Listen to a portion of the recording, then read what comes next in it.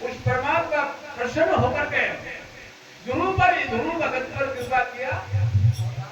जो बताते हैं कि जो बीच में जो ध्रुव तारा बताते हैं, ध्रुव तारा जो ध्रुव भगत है, जिसको ध्रुव तारा बोलते हैं, वैकुंठ के दरवाजे पर विराजमान है, उसको काल भी टच नहीं करता, काल कुछ नहीं बिगाड़ता।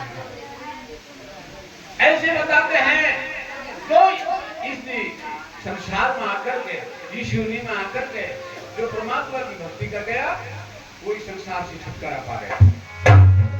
इस देह में से, इस मोह माया से परे हो गया। और जो इंसान इस मोह माया के जाल में फंसा रहता है, वो कभी भी छुटकारा नहीं पा सकता। न उस परमात्मा की कृपा होती है, न और कुछ नहीं होती है। फिर दूसरे नंबर में प्रहलाद भगत हुआ हिरण्याकश्यप के। हिरण्याकश्यप की नगरी में हिरण्याकश्यप बहुत तगड़ी तपस्या किया था, राक्षस था।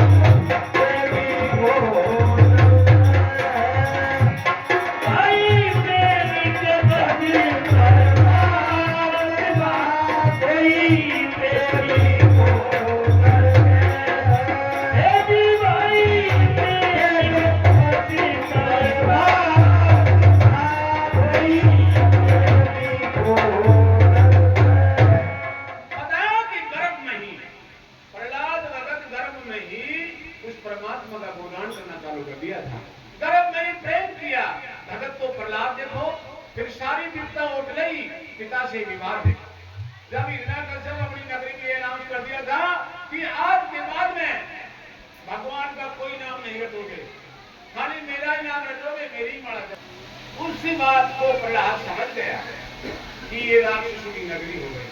अब परमात्मा का नाम हट गया कि क्या करना चाहिए। तो प्रहलाद भगत ने उस भगवान की तपस्या किया। प्रहलाद भगत ने उस परमात्मा और उनका जो साथ का बच्चा बरोबर का बच्चा ने अलग ले जा और भगवान का गुणगान सिखावे। वो शिकायत बिना कश्यप के पास पहुंची, उनके पास में पहुंची तो हिना कश्यप मन में सोचा कि ये दुष्ट पैदा हो गया, ये दुष्ट पैदा हो गया, इसको खत्म करना चाहिए। प्रहलाद को मारने का बहुत यत्न किया, लेकिन प्रहलाद